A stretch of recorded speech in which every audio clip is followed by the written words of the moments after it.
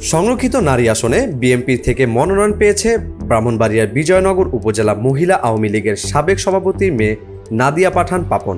সোমবার বিএনপি কেন্দ্রীয় কার্যালয় থেকে সংরক্ষিত নারী আসনে মনোনীত ৩৬ জনের তালিকায় পাপনের নাম ৩২ নম্বরে আসার পর থেকেই সামাজিক যোগাযোগ মাধ্যমে ব্যাপক সমালোচনা শুরু হয়েছে। সংরক্ষিত আসনে মনোনীত নাদিয়া পাঠান পাপন বর্তমানে ঢাকা মহানগর দক্ষিণ বিএনপির সদস্য। তার মা সৈয়দা নাখলু আক্তার বিজয়নগর উপজেলা মহিলা আওয়ামী লীগের সাবেক সভাপতি ও জেলা পরিষদের সাবেক সদস্য ছিলেন। পারিবারিক সূত্রে জানা গেছে, নাদিয়া পাঠান পাপন ছাত্রজীবন থেকেই ছাত্রদলের রাজনীতির সঙ্গে যুক্ত ছিলেন।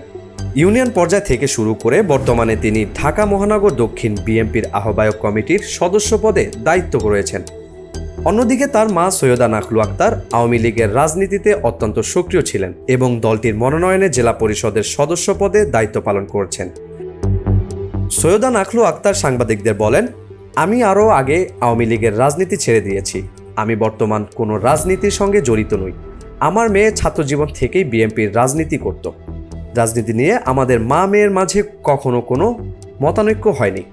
মেয়ে এমপি হলে মায়ের যে অনুভূতি হওয়ার কথা, আমারও ঠিক তেমনটাই হচ্ছে। বিএনপি সূত্র জানায়, নাদিয়া পাঠান শুধু পদধারী নেত্রী নন, বরং রাজপথের আন্দোলনেও ছিলেন সক্রিয়। বিশেষ করে গত জুলাই অভ্যুত্থানে তিনি সরাসরি মাঠে থেকে লড়াই করেছেন। শ্বশুরবাড়ি ঢাকায় হওয়ার সুবাদে তিনি ঢাকাতেই তার রাজনৈতিক কর্মকাণ্ড পরিচালনা করেন।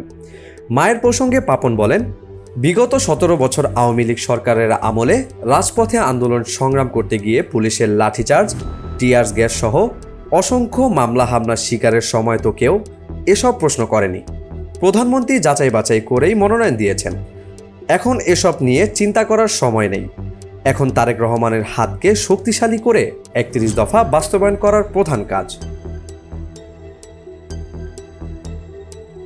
ইউএফটি ফার্স্টের সাথে ট্রেড করুন যে কোনো জায়গা থেকে।